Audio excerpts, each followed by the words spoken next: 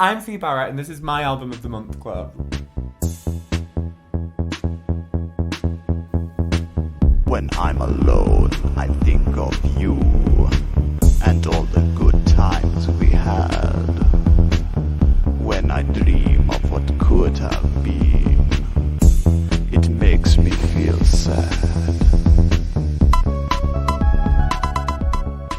Hello and welcome to Album of the Month Club with me, FI BARRETT. This month I'll be taking over to quiz the musical genius, the nihilist, to catch up on where the current zeitgeist is and where it has moved since we last caught up with you. Moving from Glasgow, it's 2010 and you're in Manchester? Yeah, that's right, it's 2010. So, 2010 in Manchester. How was the musical scene then? The musical scene in Manchester. Well, to be honest, when I was living in Glasgow, my entire life was music. And the reason that I moved to Manchester was to experience something else with my life. Particularly just like how queer Manchester was. Mm-hmm. And when I was living in Glasgow, I wasn't in the closet or anything. And I was supported by, I was surrounded by very supportive friends and stuff. But I just felt I couldn't live my most authentically queer life there because there wasn't that much of a gay or queer scene going on there. And also, I wanted to find a boyfriend. I wanted to find a partner.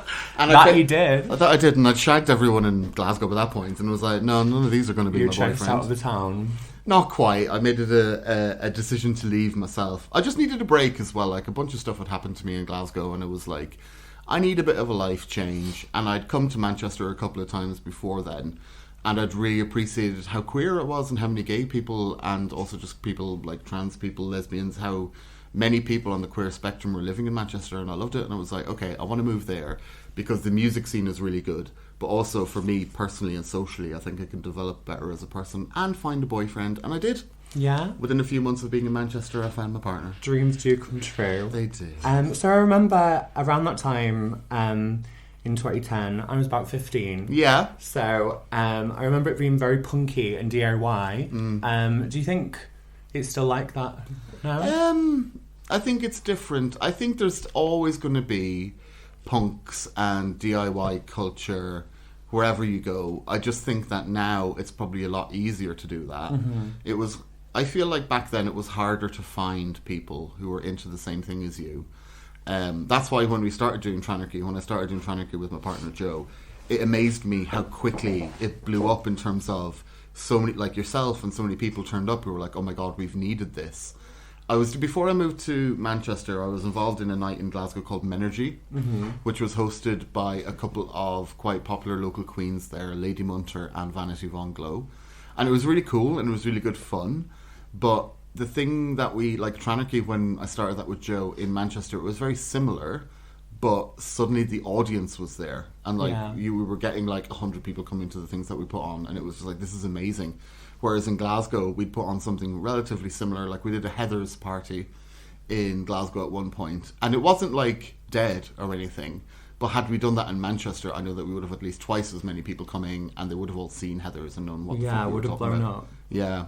I remember first seeing the Tranarchy posters dotted around, and I remember the symbolism of the word trans with the anarchy. Oh yeah, A. Yeah. And I just remember seeing these signposts around, when I was searching for my own scene and my own identity. Mm-hmm. Do you think that kind of signage is still around in the current space? Do you think people still are looking to go down the the rabbit hole kind of? Because I feel like that's what it was like for me, seeing these posters, because obviously we were, there was the death of MySpace, and stuff like that, so it was harder to find where you belonged. And I remember seeing these posters, and they were very DIY, but such good imagery and such prevalent signage. Oh, thank you. You're welcome. Well, it really stood out, and then I remember having to really, really search it out. And do you remember doing finding that when you moved to Manchester yourself, or do you think it's still around now? Do you think people are still the same? That's a really good question. I don't know, but I would imagine so. But I think the thing is now, everything is so available to everyone all the time that I don't know necessarily how young people who are looking for that kind of thing, surely the rabbit holes are much easier to find and to go down. There's a lot less of a searching about it maybe. But then I don't know. Do you think that makes it less special? Yeah, I do. I mean, I think one of the things when I was growing up, even beyond queer culture, like growing up as a kid in small town Ireland and being into alternative music, and like I was like literally the only person I knew in my town who was into that kind of stuff. And it was very hard to find that. Like the local music shop had some stuff, but not a lot. I would go to Cork, to the bigger independent music shops, which when I say bigger, they weren't even that big, the size of this room, kind of thing. And they would have more selection, but even then, certain particular things I was looking for, they wouldn't have it. And I would like, I have no idea how to find this. That was like, it was. I'd imagine it's a lot easier for kids now to find that stuff. I just think maybe for kids now, the thing isn't about going down rabbit holes and exploring deeply one particular kind of culture or scene. It's maybe more about like dipping your toe into a whole bunch of different scenes that are all available to you.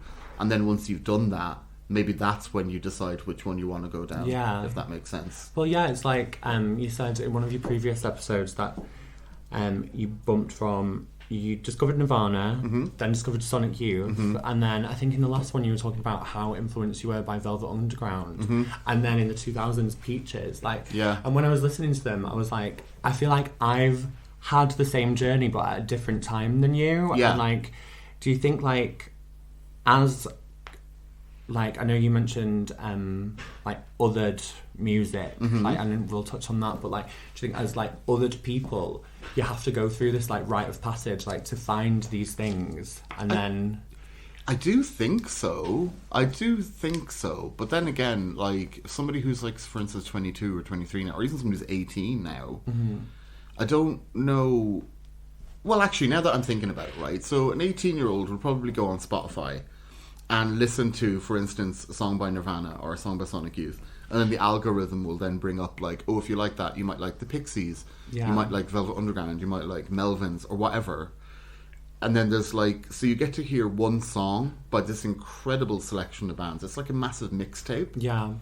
I don't know how easy it is then for kids who are surrounded by that much music to focus in on a specific band like Sonic Youth and go like, right, I'm obsessed with this lot. I'm going to listen to every single one of their albums.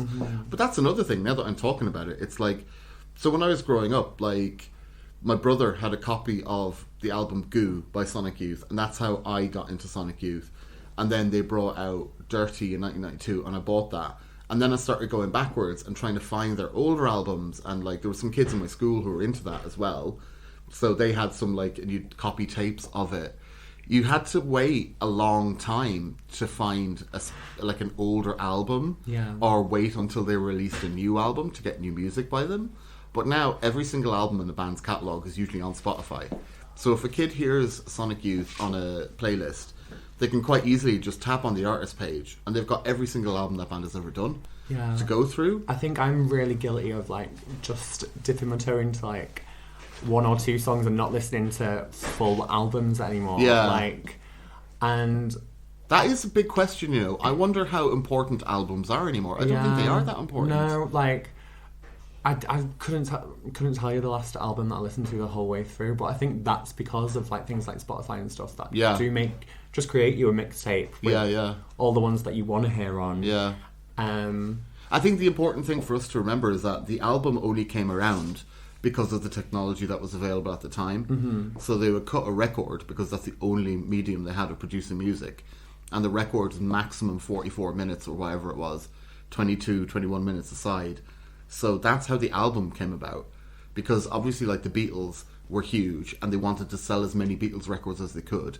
So they got the Beatles to record 15 tracks and they would fit that on one album, and then they'd punt that. And then 6 months later, the Beatles would make another 15 tracks on another album, and they'd punt that. So the album in and of itself came around because of the technology that was available to them. And now it's become kind of fetishized as this, like, it's the ultimate way of making music.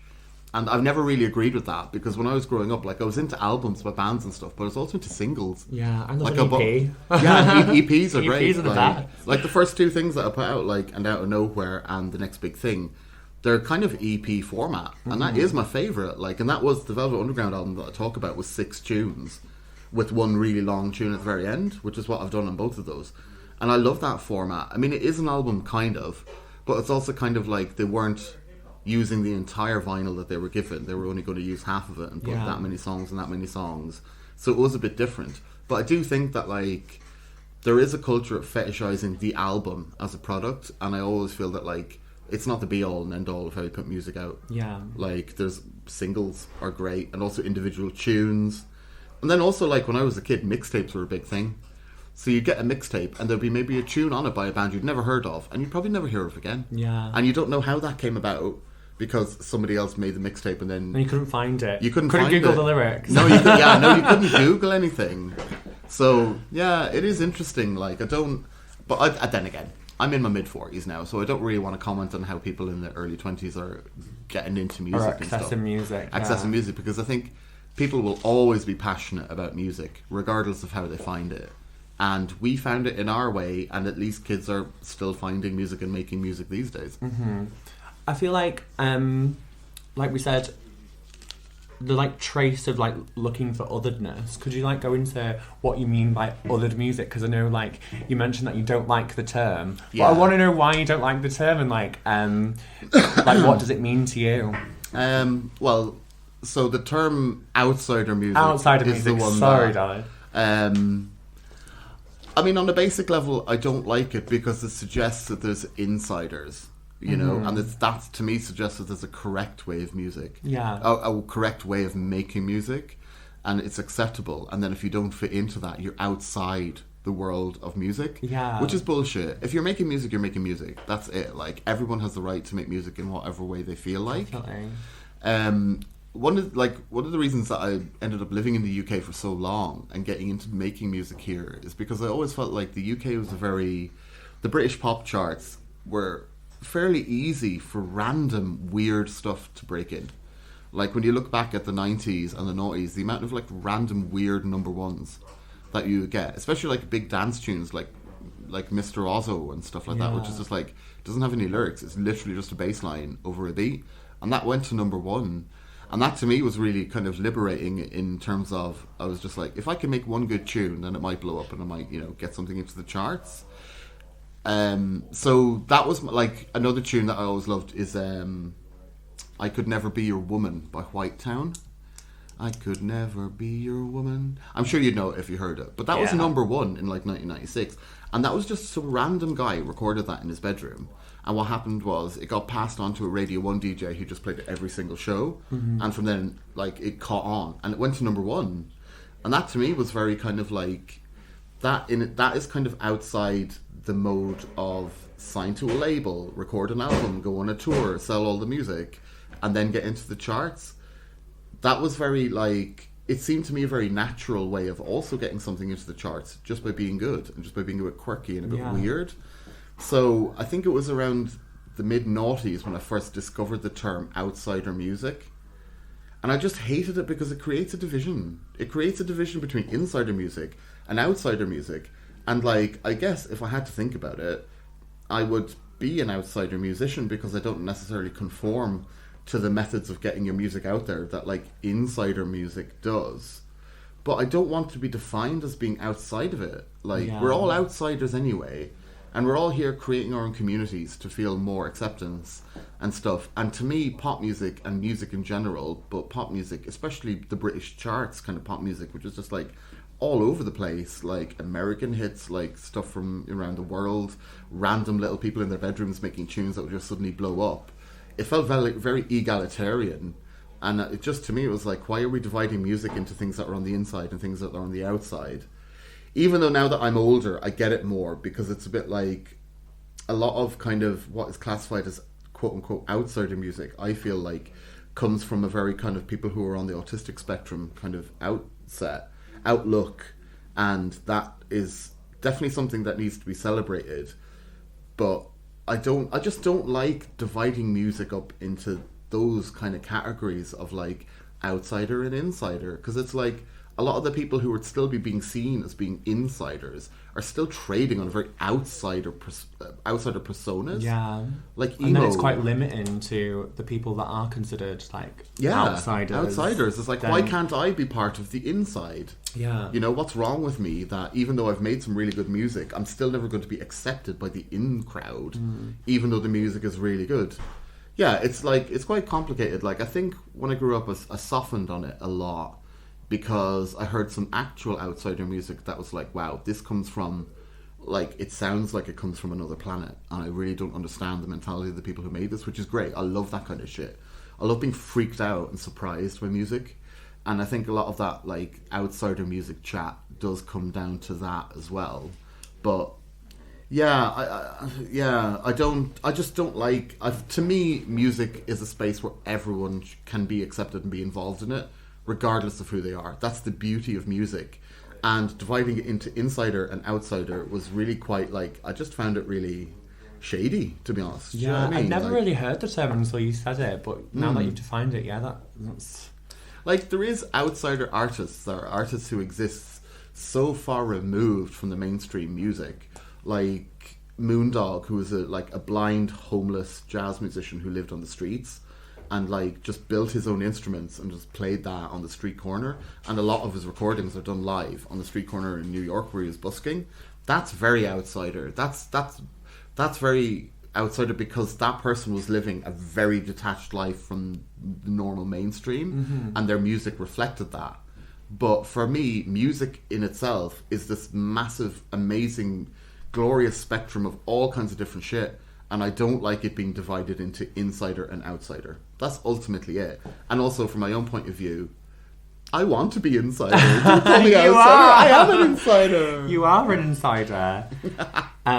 So you've sent me 3 tracks to listen to before we did this interview. Yeah. And you just touched on like 90s kind of bass line then, and I wanted to bring it back to your track Champion Rhythm. Okay. Because that's mostly like a kind of bassy, dancey one. Yeah. It sounds like quite a triumphant kind of sound, really. And I was wondering, like, what kind of headspace you were in, where were you, what you one of the things with that tune is it was made on one of those machines, the MC303 Groovebox, and a lot of the sounds on that are, when I bought it, were already getting quite dated. Yeah. And what they had in it was very kind of like tinny horn sounds, like there's like very synthy horn sounds, which when I was growing up, I really disliked that because, you know, I preferred the sound of an actual trumpet or whatever. Yeah. But I can't remember what it was, but in like the noughties, like tunes started, like MIA was a big, like Bucky Don Gun had like a and it was suddenly like, oh wait a minute, those sounds are actually cool again. Yeah.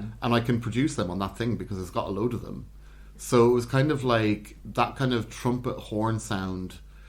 I started to write a tune using that, and because it's a trumpet horn, it just sounds triumphant because it's like so it was like, yeah, it does sound like, so it wasn't reflective of your mood at the time. Not really. It was more kind of like, oh, I can do this.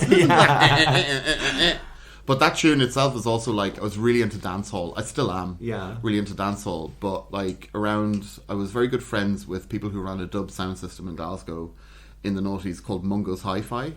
And I would go to their dances a lot, and I would hear a lot of like dancehall and reggae and kind of like really early reggaeton and stuff like that. And it's all over the place now, but at that point, that was the only place where I could go to hear that. And it was, like I said, it was something that was very fresh to me. It confused my ears, and I didn't really... I mean, you can trace it back if you go into it. It's like, it's reggae, and then they brought synths into reggae, and then drum machines. But when I was hearing it, just from them coming through the mix, it was just like, wow, I have no idea where this stuff is coming from. Yeah, I think that's the best way, though, like, when you have such, like, a visceral reaction to something like that, where you're confused by it, but also maybe don't like it, but then at the same time love it. But it sounds brilliant. I love Like, there's a lot of, like... Since I've gotten older, one of the things that I've come to appreciate a lot more is Britney Spears. Because when I, like, in 1999, I was, like, too old to be a pop music fan. Yeah. Like that. And Britney Spears was just like, oh, no, I'm not into this. It's too pop. And it's very, very commercial.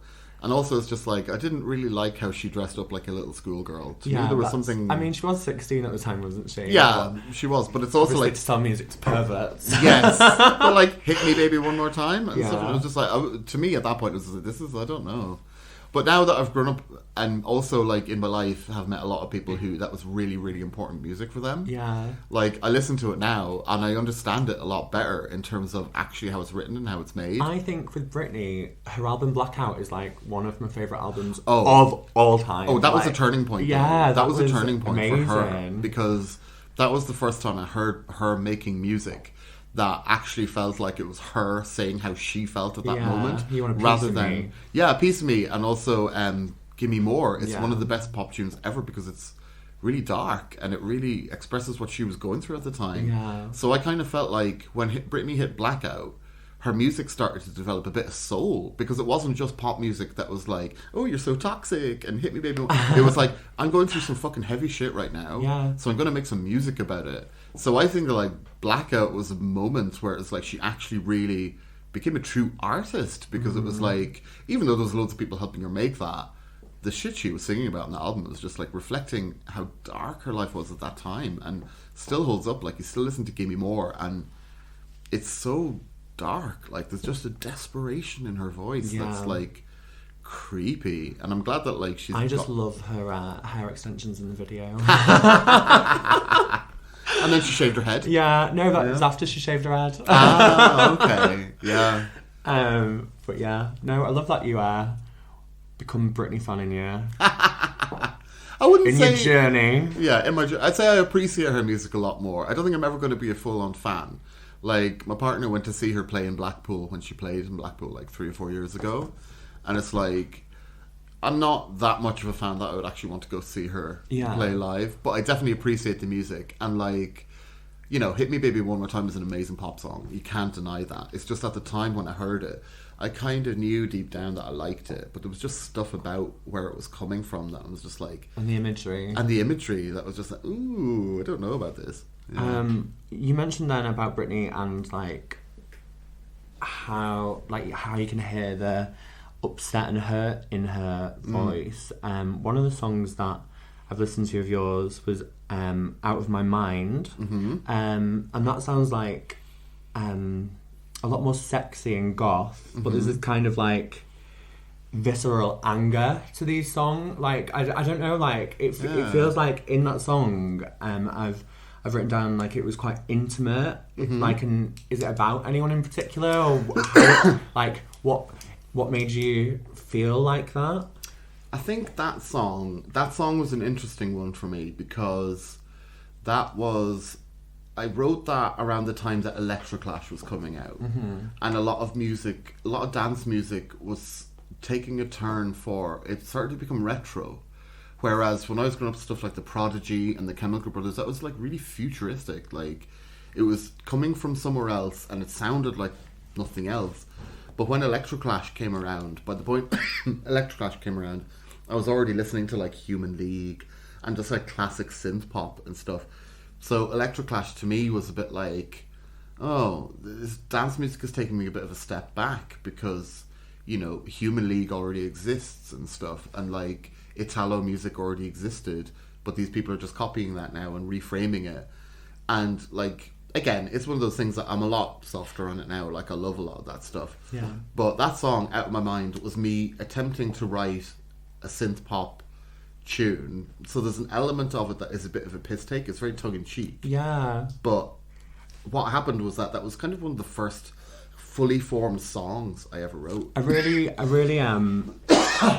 it's like really playful and like sexy. Like, that's what I got from it. And I mentioned earlier that like kind of reminds me of like Typo Negative and Waldorf mixed together, like a slutty, like gothy. I don't know. It sounds really like sexy. Like, yeah, like I loved it. It's really It's really interesting that you'd say that because that wasn't my intent. And there's some other stuff that I'm going to be putting on Spotify later in the year, particularly a couple of singles that I brought out around just before I left Glasgow. And the feedback that I got off them, one of them was reviewed in DJ Magazine, and it said it was sleazy. And when I read I that... get the sleaze. But when I read that as a descriptor of my own music, I was really offended. Really? Yeah, because I was kind of like, to me at that time, that word was very, very negative. Yeah. And I was just like, I don't feel like I am necessarily a sleazy person, but I guess that is something, and the sexiness is something that comes through in the music that I'm not necessarily that super aware of. Yeah. It's just a vibe that comes out. I think it's your purr in your voice. Like, yeah. I don't know, yeah, like the... Cool. Yeah, it's like kind of growly but playful, and it's like... Yeah, that's cool. Very That's campy. really great. I And don't really want to think about it too much because it is one of those things that, like, it just comes out naturally, so I don't want to try and force that out. No, I really love that song, and I love the, like the kind of gagged for breath end of the song. Like, yeah. Just like... At the end. Like, how did you come up with that? Why? It was all ironic. Like, it was all kind of like, let's see if I can make an ironic, sexy pop tune. And then when I did it, I was like, oh, it's actually a really good pop tune. So that version that I've sent you, like, over the years I've worked on various different versions of that, trying to polish it up and make it into a much more kind of like accessible sounding, commercial sounding thing. Mm-hmm. But I think you're never going to capture the vibe of what I got on that demo version. So at this point, I'm kind of like, I have versions of that song going back years, like re-attempts at recreating it. Yeah. But at this point, I'm happy just to put that demo version out because, like you said, it's got a vibe, and I'm probably not able to recapture that vibe because it was just a thing that happened. Super sexy. Like, yeah. I mean, there's a lot of like, it's funny because there's like, I don't know, people have this thing against comedy music and humor in music, which I understand, but I'm not fully against it because some of my favorite songs have actually like will make you laugh when you think about what they're saying. But yeah, it's another thing that it's like there's definitely, especially that music that was making that point, there's a lot of irony going on because I hated so much stuff and I was such an angry young man that was just like, I can do better than you and I'm not even taking it seriously kind of vibe. So, yeah. I love that, you little snob. Yeah, that's me. That's you. I love it when you've said before, like, well, I do intellectualise these things. But you can, you're like, you're very talented, so it's absolutely fine too. It's one of, like, talking about that specifically is very interesting to me because I do think a lot, and I know I am quite intelligent, but music is an arena, I feel, where you have to let that go, and you have to feel things. And it's the moments when I've done stuff that, like, I can do very clever things, but people don't respond to them necessarily that warmly. Yeah. But it might go over the head as well. Like, if well, it's too yeah, intellectualised. maybe. But I think what people really connect to when you make music is emotion and where it's coming from. And if it's a genuine emotion, that's why I like Gimme More. Yeah. That's why Gimme More is so good. Because you hear that rasp in Britney's voice and you know what's going on. And you're like, fuck, I wonder if she's like passing out through drug use at that moment that you hear that in the song. Mm-hmm. It's real. It's authentic. It's coming from a real place. And I think as I've gotten older and continue to make music, I think it's much more important for me to leave the brain at the door and just go with the heart and try and like bring things out from the heart. Because also it's like, I mean, I'm getting better at it as I'm getting older, but like, you know, males aren't taught to be emotionally open under patriarchy. We're not.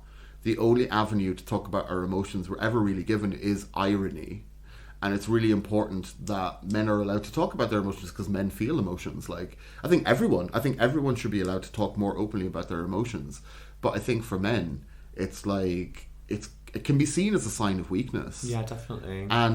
But music is a place where I can really put my emotions and channel them and come to learn about them for myself and come to get to grips with them. It's like a forum for you to be really sensitive and sexy. Yeah, it is, yeah. But I love that. But also, like, sexy, like, my biggest musical influence of all time is Prince. Like, and I kind of stopped listening. I listened to a lot of Prince when I was younger. My sister was massively into Prince. So it all came from her kind of obsession with Prince when I was like very young. This is in the 80s. And then in the 90s, kind of, you know, I still, when he put out like occasional things like The Most Beautiful Girl in the World, and thought, oh, this is still great, and blah, blah, blah. But then I went to university and, you know, grew up a little bit and started listening to Prince again because his albums were dead cheap to find. Yeah. And there was one night I was listening to I can't remember the album. It's Parade. And it just struck me that, oh my God, every single one of these tunes is about sex. Every single Prince song is about sex. Even if it's about, like, romantic sex or angry sex or just being pissed off with the world. He was such a sexual being that it just came through in his music so innately. It was just like, but also not in a skeezy way. I mean, he did do some sleazy tunes, and there was also always an element of like, anyone who's that openly sexual will be classified as sleazy by normative society. But the whole sexiness was always like, I was really looking for an arena to channel those things as well. And yeah, so I did, like, a lot of that stuff was me trying to be sexy and like fucking around with sexy. I think it comes off very well. Like, isn't one of the lyrics like, I've got my hands down my pants? Yeah, that's it. Yeah.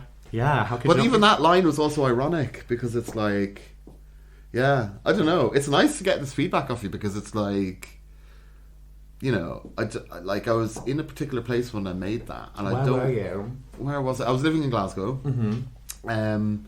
I was living in a little bedsit. It wasn't exactly a bedsit. It was like a shared kitchen and a shared bathroom, and then there was 4 different people living there in these very small rooms. And I had a 4-track mini disc recorder, and that groove box, and I was spending a lot of my time trying to like write music and also listening to music, getting into music, and they were just like reading a lot of. And that's another thing. Back then, this is like the early noughties. You'd still be reading about music a long time before you could hear it. So I'd be reading about what Electroclash was and what were the hip new tunes before I could hear them. So I'd be reading this. So you'd already have this idea of it in my head. So I was very interesting. Yeah, so I then tried to create that idea in reality. And, you know, either I missed the mark or I hit the mark or I created something else. But that tune at that point, that was kind of quite early on in my musical journey of writing music. But that tune was a moment when, after I'd written it or after I'd done a demo version of it, I was like, fuck, that's a really good, catchy pop song. I'm actually quite capable of writing this stuff. That would have been about 2002, I think. Yeah, I think that would have been about 2002, which is 21 years ago now, which makes me feel really fucking old. but yeah, that's really nice to hear that, like, it's still, at least I think that's something about all my music. I think it's still got a lot of vibe. It's very timeless. Like, I don't think, without you saying it's like from 2002 then, like, all the tracks that you sent me to listen to, like, it's hard to pinpoint exactly when you would have wrote them because they're really, like, you wouldn't be able to, like, it could be 2010 electro, but it could also be 80s, like, and that's why I wanted to see, like, where you were when you wrote that, and like, so you mentioned then, like, when you got more confidence around writing music like that, is that like a turning point for you, like getting better at writing lyrics, or is that something that you ever struggled with? Ooh, yeah, lyrics are... Because I think those lyrics in that song, like, are really good, like... Cool, cheers. Yeah. I think that thing that I said earlier about, like, the mind versus the heart, I think lyrics are the battlefront of that. Yeah. Because you can write really intelligent lyrics, but like you said, it might go over people's head, and they might miss the meaning of it. And I think, like... Yeah, like... You have to be a bit more lucid. Yeah, and also keep it to an emotional truth that people can connect with. This is what I've learned now, years later and stuff. And like, at that time, I've always written stuff, and I've always written like in journals and like diaries and notebooks and stuff, and bits of like poetry, for want of a better phrase. And I would like then try and turn that into lyrics for songs. But I think it's, now that I'm a bit older, I think... Yeah, it's hard to describe. It's like, it is always going to be a constant battle between brain and the heart to get something down. But when they work together, that's when it really works really well. And what I'm getting into a lot more now is really old music in terms of like Tin Pan Alley and jazz music from the 20s, where like they, you know, they, like when you listen to some of the lyrics on like Noel Coward music and stuff like that, it's incredible. It's like, but that's because they were very, very limited to what they could do back then. So someone like Noel Coward really honed their craft to write really funny but beautiful and still witty kind of but emotional lyrics. And yeah, I think, you know, that tune was very, very early one for me. So in terms of the lyrical content, I was writing it at a piss take, but I guess the things that were coming out, even though I saw it as being ironic, were still kind of true to something within me. Yeah. And now that it's like 20 years later, I'm much more aware of that dichotomy within how I work myself, and I think I'm better at it, but I don't know, I'll leave that for other people. I think like the tone of irony like in your voice as well though like really adds to it. Like you can hear that, but it doesn't sound like you're taking the piss, but there is like a tone of irony in it. Like that's cool. Yeah. That's cool, because I think a lot of artists do struggle with that. Yeah. That like they can be ironic or they can be comedic, but it detracts from, like I said, the emotional core. Because to me, it didn't sound say. like a comedic song. It just sounded like a sexy song. Cool, that's good. Yeah. But yeah, I love that one. I think the next one that you sent was Baron Keller. Yeah. And I just wanted to ask, what does that mean? Like, It means... I think it means bear cave. Bear Cave, love that! Yeah, so in 2002 I went to Berlin for a week because my best friend was living there for the summer with his girlfriend. And I was just... Well, I'd come out to him not long before that. And when I went to... And I had to explain to him that I'm a bear and what bears were. Yeah. So when we went to Berlin, I found a bear bar, and it's called Bear and Keller. It was called Bear and Keller. It's probably not there anymore. But when I came back, I just wanted to write something that was very sleazy and very sexy, and just called it after the name of the bar that we went to. Well, in so Berlin. the notes that I wrote down about that song, which is so funny that you've given this backstory, I was like, it gives me very sexy, queer, noughties club vibes. And you can imagine a red light swinging. Yeah, and lots of silhouettes like dancing around. So like, I think you hit the nail on the head. Cool. Yeah. There's actually like a sound in it, and I wanted that to be a bit like a whip. Yeah, oh yeah. So it's got a bit of fetishiness to it as well. Definitely. Like, when I was listening to it, like, I can't believe you went to a bear club in, like, the early noughties. And that's literally the vibe that it gives. Like, I can just imagine, like, a red light swinging around, all these bodies sweating.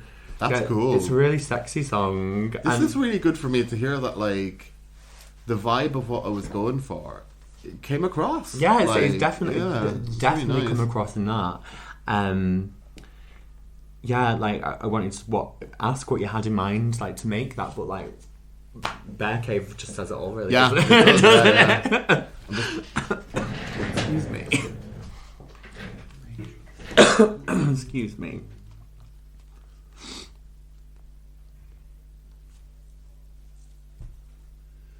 I'm not sure if the one I sent you has got vocals in it. Does it? I don't think it does. I don't think it does. Yeah, no. because there was one where I put a vocal in it. It just said "Willkommen auf den Bärenkeller." What does that mean in German? Welcome to the bear cave. Oh my god, that would have been really sexy. In like really like rubbish pigeon German. I'm not even sure if that's how that should be said in German. But, well, it'd be your lyrics that felt from the heart. Yeah. But yeah, I loved those three that you've sent me. And then you touched on this in your last podcast, the Youth Against Fascism cover, which like, oh my gosh, when I heard that at the end of the podcast, I was like, cool. This is so good. So that's in my favourites currently on Spotify. Oh, nice. But I need to get that to Thurston more because it's a cover of Sonic Youth. Yeah, you really do. You really do. I was just wondering, like, what made you cover that one in particular? Obviously, the name of it is great. Yeah, I mean, it was like... I think I talked about this in the podcast, but it's worth mentioning again that, like... So that period, basically, you know, after the Twin Towers happened, like, my generation, we were perfectly aligned for growing up in the late 90s and being like, oh my god, the future is going to be amazing. We're all on this amazing drug called ecstasy and everything is going to be so bright and happy and we're going to solve all the world problems. And you had like quite a lot of demos and stuff and like Mayday demonstration and stuff like that. And then suddenly the Twin Towers happened and it was just like everything was shut down. It was like it was not completely, but it was just like stuff that seemed like youthful playfulness of we're going to set the world to rights suddenly became like, no, you can't do that because things are serious out there, and like they're taking down the 2 biggest buildings in the world and blah blah blah. Yeah. But still, for me, there was so much anger going on about what was going on in the world, and it wasn't, to me, it really wasn't being reflected in pop music. And like Sonic Youth put that tune out in 1992. It was on the album Dirty, and like whatever was going on in 1992, I wasn't politically aware at that point in my life, really. But something must have been going on for Sonic Youth to write a song called Youth Against Fascism. And then it was 10 years later, the year after the Twin Towers came down, when I started recording all that, like, much more noise-based music, that I just went back to that tune and went, like, it's 10 years later and it's still very, very relevant. Yeah. Like, I hated the I think American it can still government. be... That song is definitely still relevant today. Oh, it's still relevant now. Yeah, it's still relevant 100%. now, like 30 years later. But with that, it was just like, and I wanted to cover Sonic Youth because they were a massive touchstone for me, and also it was a way of saying to people, like, this is electronic dance music, but it's coming from a different place, because at that point not many electronic artists would really have cited Sonic Youth as an influence, so to actually go out and cover them was just like... With an amazing cover, by the way. Oh, thank you. Very, very good. I love it. But also, it was one of those things that was like, it's just a really simple bass line of a really thumping beat. And they did it in a rock band. And I was just like, if I just do it on a drum machine with a synth, then it's, you know, it's making that connection, which I love to do. I love to connect, like, disparate music forms and just find the middle ground between, like, because music at the end of the day, it's all music. And that's another thing why I hate that insider-outsider music stuff. It's just like, no, it's just music. Well, I think they'd definitely be considered outsider music, wouldn't they? Because, like when you first listen to Sonic Youth, like, it's just so abrasive at first. And then until you, like, appreciate what they're doing. Like, me, like, when I first listened to Sonic Youth, I was like, I absolutely hate this, like, blah, blah, blah. But then, like, when I learnt more about the band and, like, their, like, feminist stance on things and, like, their political, like, views, I really got into it. And, like, the more angry that I got, the more I appreciated, like, noise music. So, no, totally. Yeah. Totally. Like, and that was, there was so, channeling, with that tune in particular, channeling so much anger against, like, the British and American governments at the time who were taking us to war in Iraq, that literally it felt like everyone knew it was bullshit. Everyone knew that, like, wait a minute, the terrorists who did this have come from Afghanistan. Why the hell are we now suddenly in a war with Iraq? It's got absolutely nothing to do with it. And there was so much visceral anger, I feel like, and I just wanted to channel that into the music, because, like, you know, like I've mentioned this before, but, like, the music that was getting bigged up in, like, the enemy at the time was, like, the Libertines. I love how much you hate the Libertines. Thank you. Yeah. So did I. Yeah, Ew. Yeah, I remember being such, like, when the Libertines were coming out and, like, everyone loved them at school and, like, stuff like that, like, little skinny twink boys. I just remember, like, being like, these suck. Like, they've got nothing about them. No. Like, they're not sexy. Yeah. Like, I always, like, was drawn to more, like electronic sounding, synthy, like, breathy kind of things. But they were just very basic and, like, don't know, it's just so what, like, thing. What did you like at that period in your life? If you didn't like the Libertines, what were you listening to? What were you doing? I liked, so you mentioned, like, discovering Peaches. I remember discovering I Feel Cream. Oh yeah. And when I discovered that song, and it's like, and then she's, like, got that gorgeous, like, vocal over the top of it, and I remember discovering that and being like, oh my god, need to listen to this. And I remember watching on MTV Pure Morning by Placebo, and, like, literally being like, I'm a goth now. And, like, making that my whole personality. I'm a goth now. And I was only about, like, I don't know, like, 11 or 12, but then also at the time there was MySpace, and I was really into Jeffree Star's, like, sleazy fagginess. That's how like I was identifying at the time, and how I was, like, bullied in school. So to find someone, like, completely owning this, and, like, to completely own a platform like MySpace when it was really popular at the time, to see someone that faggy and that, like viscerally femme, queer. I literally was like, oh my god, I just loved it. So now that we're talking about this, I mean, looking back on the Libertines, they were just so cis-hetty. Yeah. But also in a way that, like, oh yeah, I'll snog my mate. In a kind of the way that, like, also, like, women do that as well. Like, straight women were like, oh yeah, I'll snog my girlfriend to turn that bloke on. It was also, like, why was it hotter though when Green Day did it? Why, like, Green Day used to do that all the time, but it was kind of hotter when they did it and more, like, genuine. I don't know. I mean, Green Day never sold themselves as being as far as I'm aware, they never saw themselves as being queer, did they? Yeah, like, they? yeah. Oh. I'm pretty sure the lead singer's was like, yeah, I'm like, gay Well- or bi or Well, whatever. in what's it called? Their basket case, he says, "I went to a whore. He said my life's a bore." Yeah. Listen to it, and he says. He doesn't say she says. He says he says. It's like you listen to it. It's absolutely inescapable. Yeah. But anytime you go on lyrics.com or whatever and you read the lyrics, they've changed it to "she said my life's a bore," and it's like you listen to that song. That's not what he says. He's referring to a sex worker as a male. Yeah. Like, he said my life's a bore. I mean, I was into Green Day for a minute in the 90s, like we all were. But they were never somebody I never really caught up with. I always just thought with them, like, anything they do like that is just in the spirit of punk. Yeah. It's just a fuck you to mainstreamness. Whereas with the Libertines, their whole kind of like, oh yeah, we're kind of a bit bisexual, was just so, it just seemed... that kind of went over my head, you know. Like, I don't remember them being like that, because I think I associate them with sort of laddie culture. Right. Like that's all the people at my school, like, that I knew that like the Libertines were like such like football lads. So I think perhaps like we missed when they were like snogging on stage or something. Because... But I think it was only a small part of what they did. And what I'm trying to say is I feel like they did it to seem cool rather than doing it as a fuck you. Yeah. You know, because I feel like Green Day snogging each other on stage, they were huge in America at that point. So them doing that, it's like Kurt Cobain wearing a dress. It was definitely much more of a fuck you. Whereas I just feel like with Libertines, they were just so hollow, and there was Hollow just is the so word, yeah. little to them. It was just all this massive mishmash of references of other shit, and it's like, who even are you? So I feel like they did kind of toy around with the kind of like fake bisexuality thing to kind of as a nod to David Bowie or something like that. But like, yeah, I don't know. Yeah, They suck.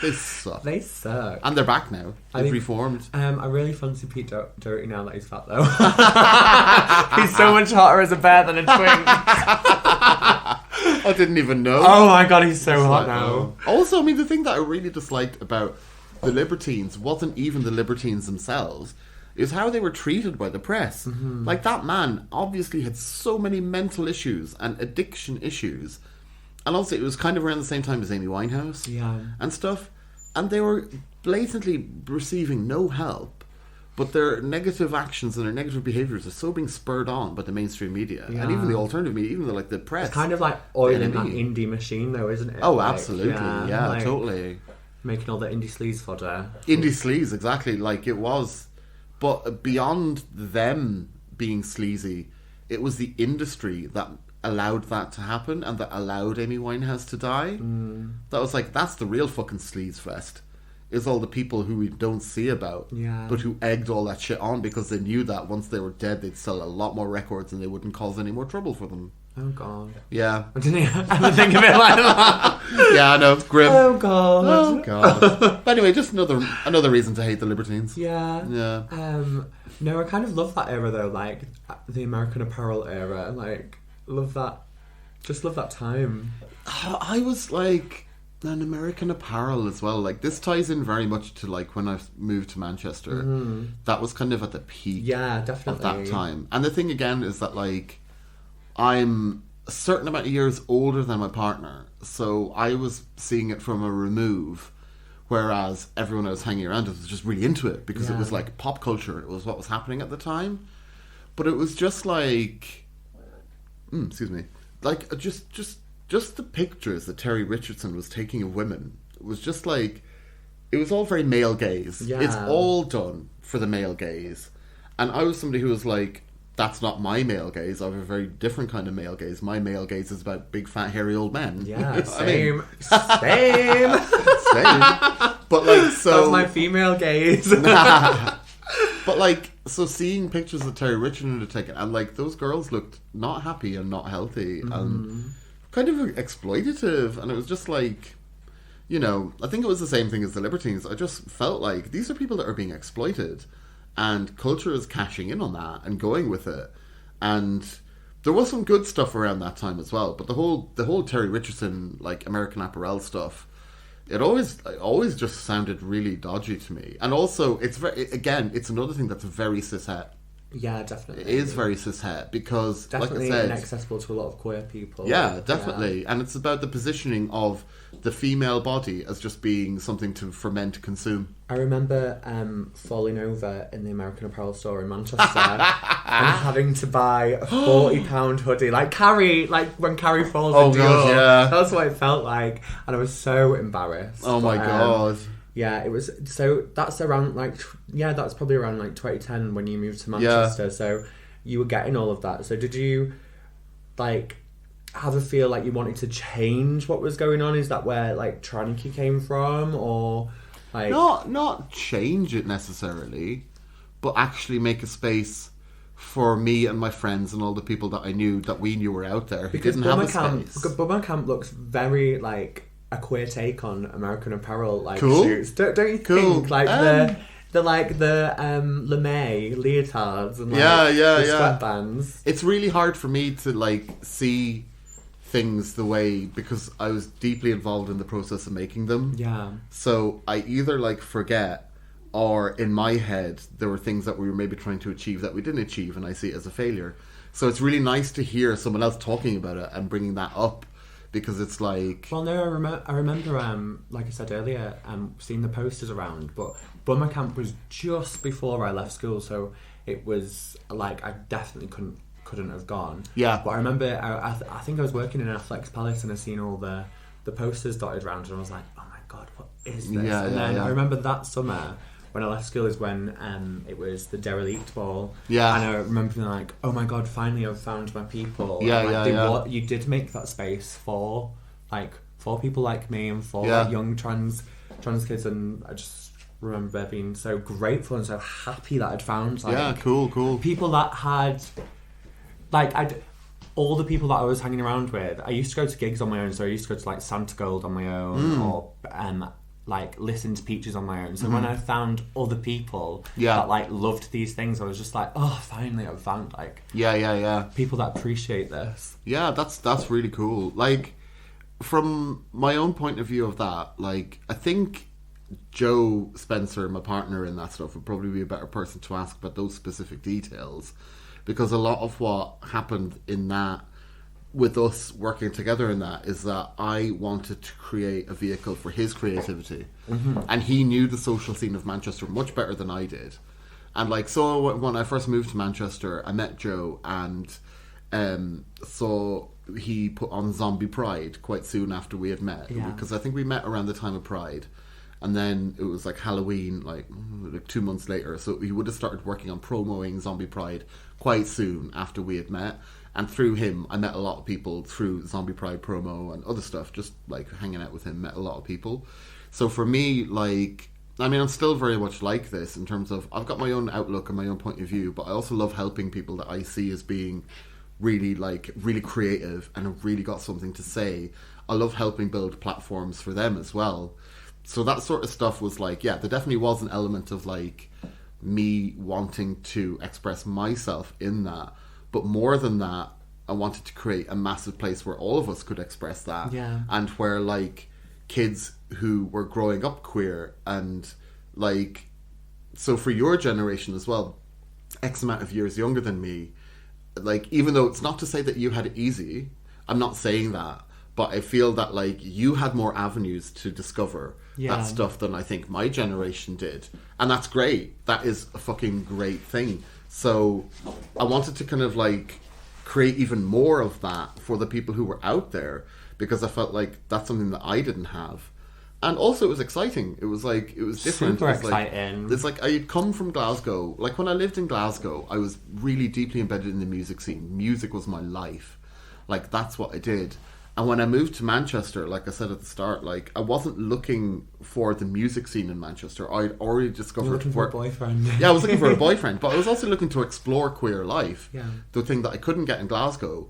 And even though like the music scene in Manchester is fairly similar to the music scene in Glasgow, like I didn't feel like I had to really deal with the music scene in Manchester that much, because I wasn't here for that. Yeah. I was here for the social aspect and the queer life and like being a gay man living in a city where you walk down the street and there's visible queers everywhere. Yeah. Like, do you think that influenced like your more recent music then when you've been making it during that time? Oh, definitely. Yeah. Definitely. Like, the album, I'll be putting this one up on Spotify later on in the year, but the album that I put out in 2012, which is called AKA, was like very much a statement about queerness. Like, there's loads and loads of guests on that album, lots of guest spots, and like I think pretty much every single one of them, except maybe one or two, were queer performers. Yeah. But those one or two people who weren't queer on that album were very much allies who were working in, like, Sherry Lilly is on that, and like, as far as I'm aware, Sherry is straight, but she was voguing and working with a lot of voguers and a lot of drag queens. So it's like, she's an ally. She's part of the scene. Yeah. She's queer in that way. So she's on the album. And yeah, that definitely, like, moving to Manchester definitely emboldened me to do that, because suddenly it was just much more of a fact of life that queers are out there. And I wanted and to... you were living it. Yeah, and I was living it, and I wanted to represent that as part of my art, which I hadn't really done that explicitly up to that point. Yeah, I always, I don't know whether you'll like this, but I always see it as, because you love being an insider, but I always see it as like such a, from where I came from, like, we used to sneak out and go to the gay village, and I knew that I didn't belong there. And then when the Traniki kind of scene like was being created and finding it, I remember like it was such a counter, like, to like being a twink in GAY. I knew that I wasn't a twink in GAY. I knew I was a trans girl, where I was instantly accepted as a trans woman. So it was really like lovely to be around that, like, but then it made us the insiders of that kind of thing. That's true. I mean, that's a thing. I mean, I don't know how you get beyond that, really, because, you know, even no matter how friendly people are, if you're not within that group from the outside, they'll still look like a clique. Yeah. You know, and that's another thing that I've learned growing up as well, especially within bear culture, because, like, at the time that I moved to Manchester, my partner had a very bad experience with bear culture in Manchester. So while I was here to, like, you know, find a boyfriend and get laid and stuff, and, like, I'm attracted to bears, I wasn't really invested in, quote unquote, the bear scene. Yeah. Because I knew it had its own level of toxicity going on within it. But now that I'm older and I've been around long enough, I look at those scenes and I see that what actually they were was just people who haven't been socialized. Like, not necessarily correctly isn't the right term, but like when you're queer, or other things like the most obvious ones right now are trans or fat. Yeah. A school kid, you don't get socialized in the same way as other school kids. So you're developmentally a bit behind them. Mm-hmm. So when you become a bit more, when you grow up a bit and you're able to actually start to socialize, you can bring a bit of toxicity with you into how you then socialize, because you haven't been allowed to experience normality, quote unquote, because you know you're not normal, but we still try and kind of recreate, quote unquote, normality in the scenes that we try and build, because that's all we know. And, you know, unfortunately that can create a lot of toxicity. Like, for fat people, a lot of them are super duper shy, because that's just how you kind of maneuver through the world, a fatphobic world. You become very insular, shut down, you become very shy. And not also wanting to take up space. Yeah, not wanting to take up space, and your self-esteem is ground down. Yeah. So you believe that this is how I should operate. And so you don't necessarily learn how to just approach strangers and have a nice chat with a complete stranger. Yeah. You just like back away because, like, oh, I don't know how to deal with this. And from the outside, that then appears like you're being aloof. Mm-hmm. Like you're being aloof. So it's all these scenes that coalesce around people who've got very kind of like, unfortunately, quite a stunted socialization from when they were kids, can become these really awkward, weird spaces where people still don't socialize normally, even if it's put up a facade of like, oh no, this is, you know, this is a normal scene now. Like, we're all normal here. Like, everyone here is a bear, so go out and mingle. And then you go out and nobody's talking to each other because everyone's like, well, I don't know what to say. I don't know how to talk to strangers. Yeah. You know? So that, like, I think with Traniki we did a better job than that. And that's because my partner is incredibly social. Yeah. And he's gone through that shit and he's come out the other side. So he knows that. And a lot of the people that we worked with, like yourself and like Pam Van Damned and stuff, are just very naturally outgoing easy to get on with. People who will turn around to strangers and go, "Who are you? What do you do? What do you do for a living?" Yeah, I turned up to that event on my own. Yeah, that's amazing. And then made all my best friends for life. Yeah, totally. And we shouldn't mention that you were vastly underage. Yeah. Well, only 2 years. Only 2. Only 2 years. Yeah. And I just wanted to touch on as well, we've been mentioning like aesthetics and stuff. I don't think I've ever seen any of your like album or like artwork that you do on your like albums or EPs or stuff like that. Like, is that something that you like consider heavily while you make music, or is it like an end thing? Sometimes it is and sometimes it's not. No, I think mostly it is. Yeah, mostly it is because I love visual stuff a lot. But when I'm in the zone of making music, it's just about making music. So I don't really want to put that much energy into doing it.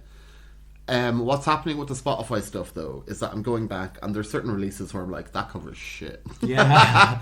So I'm kind of doing some editing. Yeah, doing some editing and rejigging stuff. So like for Lo-Fi Gold, the sleeve that I used for that to put it on Spotify was originally an artwork that was done for a different album by an amazing artist in Berlin.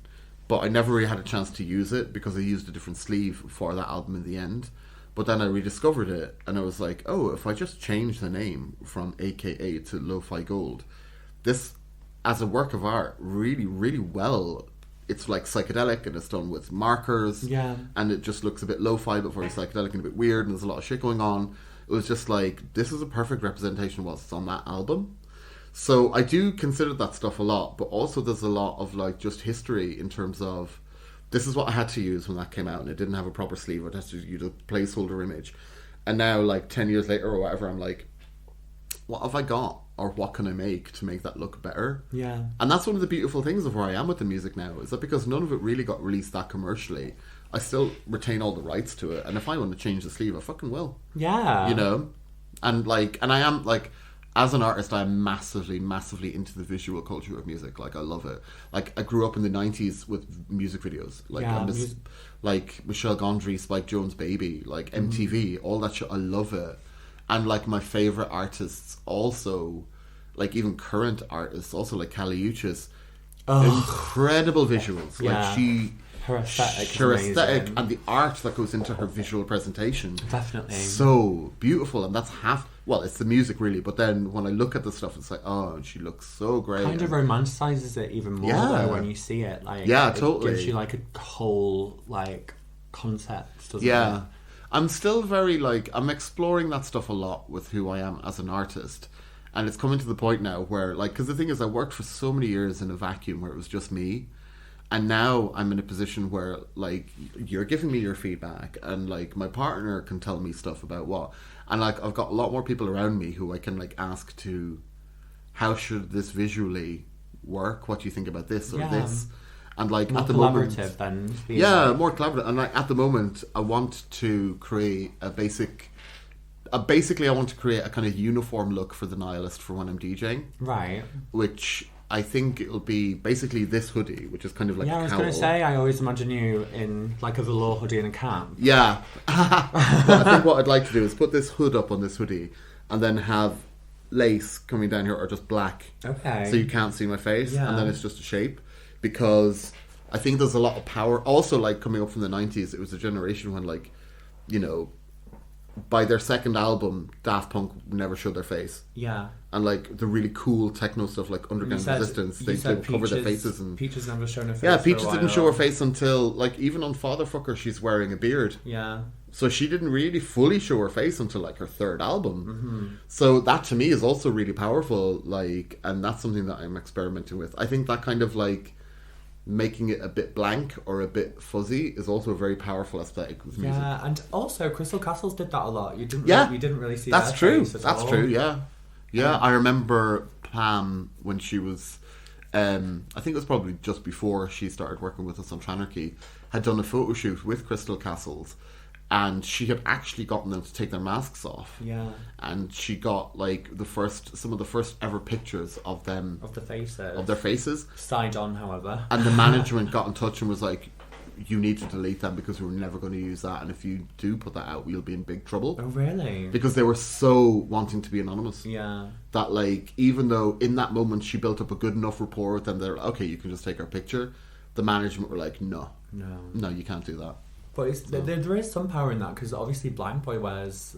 I love it. Like, I still love it. And, like, plastic bag. You know, without going into details, I'm using the visual aspects of myself as an artist in a different format. Mm-hmm. So I want to keep that separate from the music. So, like, things like masks and hoods and cowls and, like, Blind Boy wears a plastic bag over his head. Like, I think it's really cool. Like, also, we live in an age where you're supposed to be online all the time. Yeah.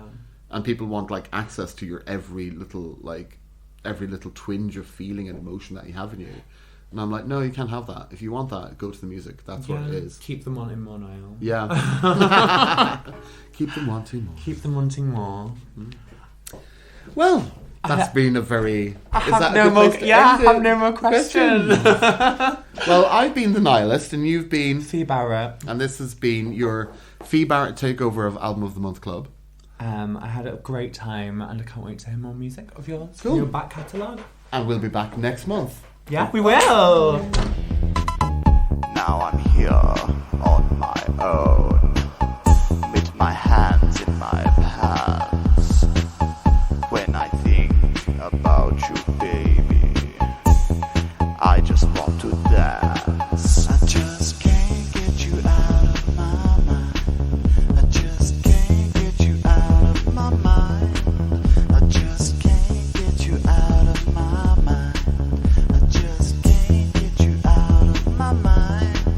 I just can't get you out of my mind. Just can't get you out of my mind. I just can't get you out of my mind. Just can't get you out of my mind. Massive thanks to FI BARRETT for taking over this month's episode of Album of the Month Club.